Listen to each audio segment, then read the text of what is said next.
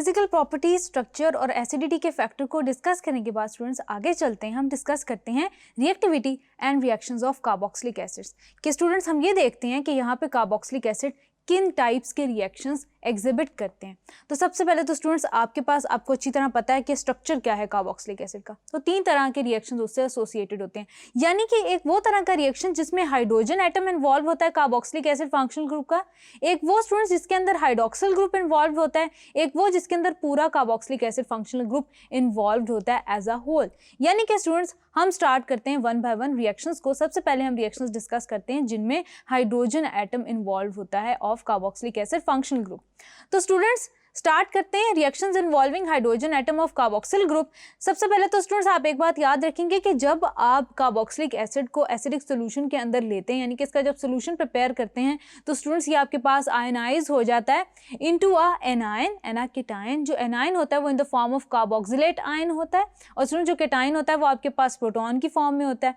अब स्टूडेंट्स वो रिएक्शंस जो कि due to hydrogen atoms carboxylic acids exhibit कर रहे होते हैं स्टूडेंट्स, वो आपके इन्वॉल्व होते हैं टुवर्ड्स, वो लीड करते हैं टुवर्ड्स सॉल्ट फॉर्मेशन। यानी कि स्टूडेंट्स अगर हम एसिड को बेस से रिएक्ट करवाएंगे, फॉर एग्जांपल स्टूडेंट्स आपके पास कोई भी जनरल एसिड है, तो स्टूडेंट्स क्या होगा, इन सोल्यूशन वो कन्वर्ट हो जाएगा कार्बोक्सिलेट आयन और प्रोटॉन में। अभी हम उसको ऐसे ही as a compound, as a whole represent कर रहे हैं, और स्टूडेंट्स वो किसी भी बेस के साथ रिएक्ट करता है, फॉर एग्जाम्पल सोडियम हाइड्रोक्साइड के साथ रिएक्ट करता है, तो स्टूडेंट्स क्या करेगा कि सॉल्ट जनरेट करेगा। यानी कि स्टूडेंट्स आपके पास सोडियम अल्केनोनेट जनरेट करेगा प्लस H2O। यानी कि स्टूडेंट्स एक तरह का ये न्यूट्रलाइजेशन रिएक्शन है जो एग्जिबिट करेगा। अब स्टूडेंट्स हम थोड़ा सा स्पेसिफिक हो जाते हैं, हमने जनरल रिएक्शन को डिस्कस किया, अब हम थोड़ा सा स्पेसिफिक हो जाएंगे।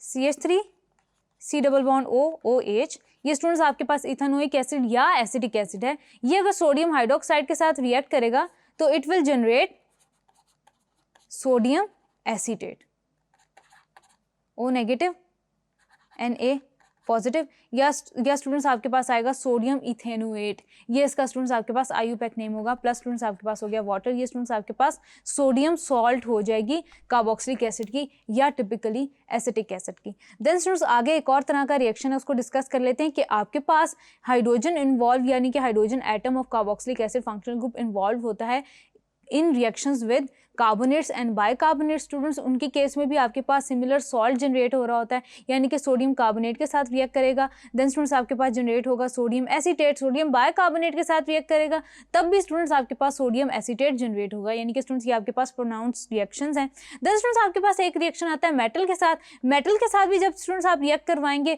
कार्बोक्सिलिक एसिड को या एसिटिक एसिड को, तो स्टूडेंट्स आप देख सकते हैं कि आपके पास हाइड्रोजन एटम रिप्लेस हो जाएगा और आपके पास स्टूडेंट्स क्या बन जाएगा, सोडियम एसीटेट या सॉल्ट। यानी कि स्टूडेंट्स जो भी आपके पास हाइड्रोजन एटम से रिलेटेड रिएक्शंस हैं कार्बोक्सिलिक एसिड फंक्शनल ग्रुप के, वो students towards the salt formation lead करेंगे। देन स्टूडेंट्स आगे चलते हैं, डिस्कस करते हैं उन रिएक्शंस को that involve hydroxyl group of carboxylic acid. Thank you.